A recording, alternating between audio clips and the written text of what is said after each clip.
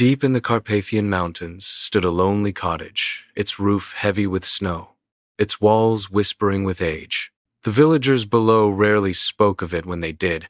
It was only in hushed tones. They called it a witch's den. They called her cursed. Alenya Vasile lived there, alone. Once, she had been a healer, tending to the sick with herbs and roots. But when a plague swept through her village and many died, the people blamed her family. They accused them of witchcraft, of summoning fever instead of curing it. Her kin were taken by fire and rope, and Alenya was left with nothing but silence. Now she lived in exile. By day, she dried herbs, ground roots, and spoke to no one. By night, she lit candles against the howling dark, though even the flames sputtered weakly, as if unseen hands tried to snuff them out in her cottage. And always she heard footsteps, soft, deliberate, moving across her floorboards, though no one was there. That winter night, the storm was like an angry god, tearing the mountains apart. The wind screamed, rattling shutters. Snow beat against the walls like fists. Then came the knock. No, it was not a knock, but a violent pounding, as though death itself demanded entry. Alenya hesitated, her heart hammering. When she opened the door, a man collapsed at her feet, his body broken and bloodied. He was tall, his dark hair matted with snow, his skin ghost pale. A gunshot wound gaped in his side, black veins crawling outward from it as if the wound itself was alive. His eyes flickered open, one moment human gray, the next a glowing crimson. Alenya pulled him inside, though terror coiled in her chest. She worked by firelight, stitching the wound, applying salves. Yet every time her hands touched his skin, a coldness like death shot through her. That night, as she finally drifted to sleep beside the fire, a whisper stirred the air near her ear. "Alenya, why did you let me in? Now you cannot let me go." By morning, the man stirred. He called himself Kale. "I owe you my life," he said, his voice smooth, almost regal. But there was something in the way he watched her, like a wolf studying prey. His eyes unsettled her, sometimes gray, calm, almost kind, but in the dim light, they would flash red, catching the fire as though lit from within. At night, when Alenya thought him asleep, she saw movement shadows gathering near his bed, stretching like hands across the walls. Once, she swore she saw a tall, black figure standing over him, leaning low as if to drink from him. She screamed, but when she lit the fire higher, there was nothing there, only Kale, lying still, his lips stained with a single drop of blood. The night had barely settled when the first bullets tore through the silence. The cottage shuddered under the rain of gunfire. Wooden walls splintered. The door exploded into shards. Outside, dark SUVs loomed against the snow, their headlights slicing through the storm as armed men poured out. Alenya screamed, but Kale dragged her to the floor with inhuman speed. His eyes were no longer human, they burned crimson, molten and unholy. His lips parted to reveal fangs long and curved like ivory daggers.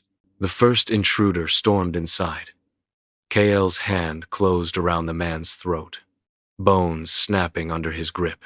Blood sprayed across the walls, glistening like black paint in the firelight. Alenya watched in horror as Kale unleashed the monster within. He was no wounded stranger anymore, but an alpha vampire, a creature of violence and hunger.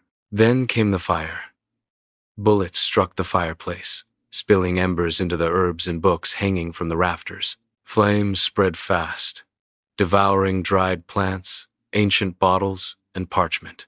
Her home, her sanctuary, was gone in a storm of fire and blood. When the last wall crumbled, Kale seized Alenya's hand and pulled her into the storm.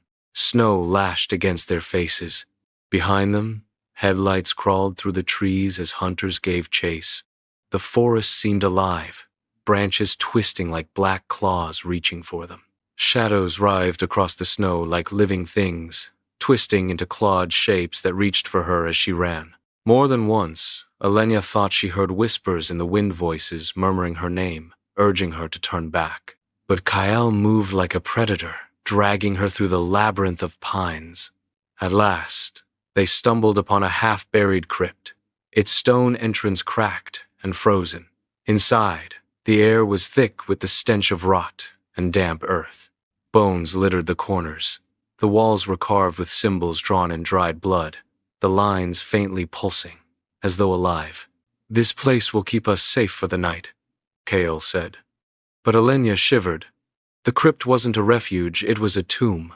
In the flickering torchlight, Kale finally revealed his truth. "I am no man," he whispered. "I am Kale Dragomir, heir to the cursed Dragomir line, alpha of my kind, lord of Eastern Europe's underworld.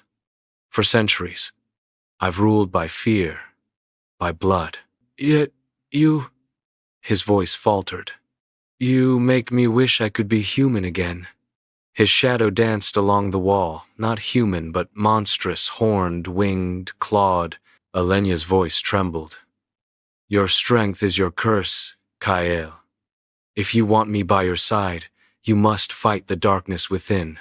Before Kale could answer, a laugh echoed through the crypt. Figures emerged from the gloom, half-turned vampires, pale as ash, their eyes glowing like winter moons. Betrayers of Kael's brood, now hungering for his blood. The battle was merciless. The half-turned vampires shrieked, their claws tearing at stone. Kale ripped through them with fang and fury, blood spilling across the crypt floor. Alenya, desperate, clutched her herbs and muttered ancient chants. The air grew thick with incense smoke as a circle of protection burned into the stone, keeping the monsters at bay. But she knew wards wouldn't last. Kale was bleeding, faltering, and so she did the unthinkable. Drawing her own knife, she cut her palm and pressed the bleeding wound into Kale's hand. "This is my vow," she whispered. "If you fall, I will raise you. If I fall, you will save me." Kale's eyes flared. He pulled her close, his voice low and reverent. "You are no longer just my healer. You are my queen." They returned to Bucharest, to the city of shadows and sins. Beneath its streets, in the catacombs where the Dragomir clan had ruled for centuries, the final war awaited. Torches lined the stone corridors, dripping black wax. The floor was slick with old blood. Kale's enemies gathered in the dark, humans armed with guns, and vampires armed with claws. The clash descended into a waking nightmare. Gunfire cracked like thunder, sparks ricocheting from the stone walls, while fangs ripped open throats and the tunnels echoed with the choking gurgle of the dying.